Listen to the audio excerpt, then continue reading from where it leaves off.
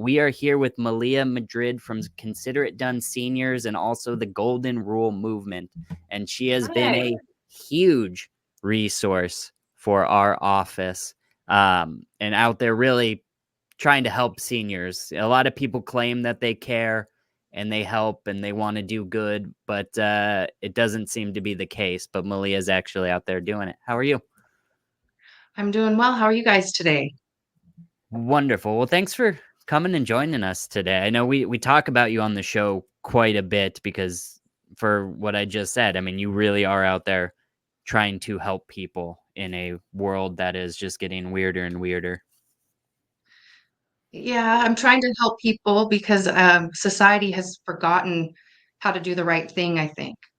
And it's easier to go after people and to try to get money by, you know, manipulating them than it is to work, is what a lot of people are thinking. And so I do try to stand up and advocate for my seniors as much as I can. I mean, that's what the government does, and you know, that's how these large corporations work. So now you've got individuals just trying to take advantage of the common man too. Yeah, it really spiked after COVID. I started my business is Consider It Done Seniors. I'm a daily money manager, administrative assistant for seniors. So we go in, I help open mail, pay bills. And as I started my business, started seeing, oh my gosh, there's all this fraud that's happening. And then there was people that couldn't afford my services. And so I founded a nonprofit called Malea's Mission, where I help people fill out forms, file complaints, do what needs to get done so they can advocate for themselves. And along the way, I've heard of some horrific stories. And the reason I started the Golden Rule movement is because my client, Mr. Golden, came to me. He said that he no longer wanted his massage therapist on the deed to his home anymore, and could I help him? And so I did. I filed a report with the Attorney General, Adult Protective Services, the Arizona Board of Massage Therapy, the Secretary of State against the notary and document preparer, the Sheriff's Office. I even called a licensed fiduciary to see if they could step in and help, and nobody was able to help them. They all told me the same thing, that he is an incompetent, so there was nothing he could do or they could do for him, that he was just vulnerable. And so they left him alone, basically. And I tried to help him, tried to advocate for him, but this was a romance scam. This woman had already gotten him isolated. She was already on the deed to everything, and she wasn't about to give anything up. So can So you back up a little bit and tell this how it started? Because this is, I feel like people listening will probably hear this story and will have either something they personally can relate to or know someone who has. So this is an older gentleman, it's an obviously probably older not moving gentleman. now. That He's yeah. he's in his 80s. His wife passed during COVID. He was married for 53 years. He was isolated and alone. He decided to go in his community. They had a spa there. So he decided to go and get a massage. And the massage therapist befriended him. And so he went back frequently, got massages. She then made a comment about, oh, well, maybe I should, because of the money, why don't you pay me directly and I'll just give you a massage in your home, as opposed to coming to the club. So they started doing that. She started taking him to lunch and then helping him with his doctor's appointments. And then she casually mentioned to him, hey, instead of leaving everything to the state of Arizona, why don't you leave it to me? And so he put her on his accounts as payable on death. Okay. Somewhere in between him putting her on the accounts and, a couple weeks had passed. And he said, after I did that, she kind of dropped me. She stopped coming around. And so he reached out to some of his friends and he told this couple that were friends of his and his wife and his for over 30 years what was going on. And they told me that his words were, I think I'm in trouble with this woman. And he showed up at their house in a new Corvette, told them what happened. His only living family member is his cousin. They called the cousin. The cousin set him up with an attorney and said, you need to get a trust drawn up and get this stuff done so she can't take your stuff away from you. So they drew up the trust. Um, and what's really interesting to me is that trust never made it to his home. He was afraid that she would find it, and so he had his friends hold on to the trust. And the reason that's important is because when I went to his house, there was a copy of that trust there.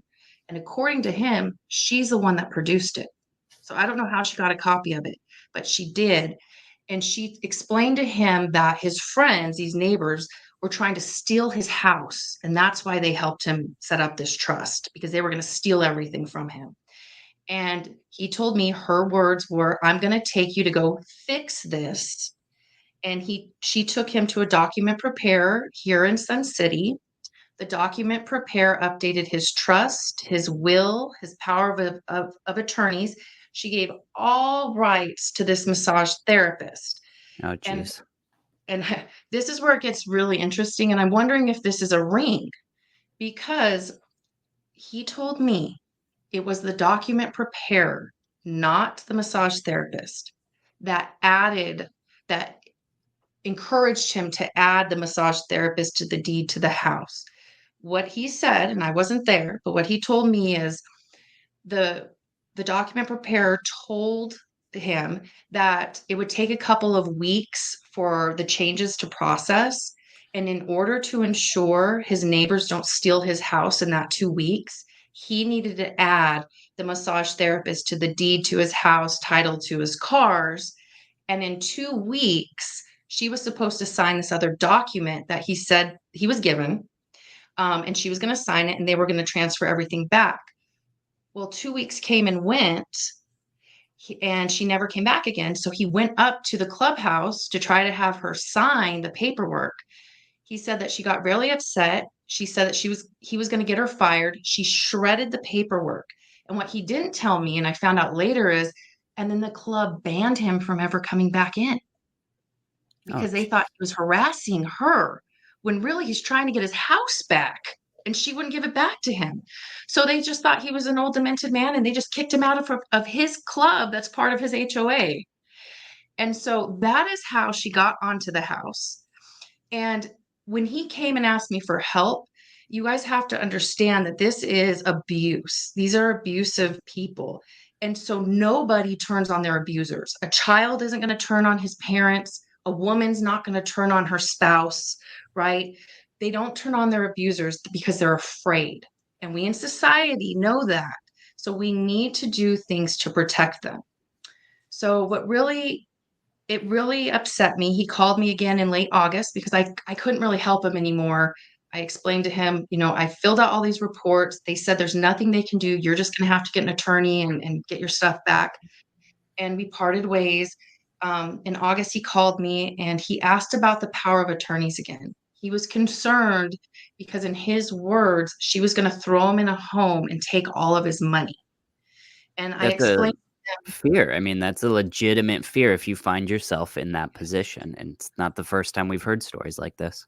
well, and he didn't have anybody. And so I felt really bad for him. And I could just hear the desperation in his voice. And so it took some time and some doing, but I found a private investigator that was willing to go in and investigate her.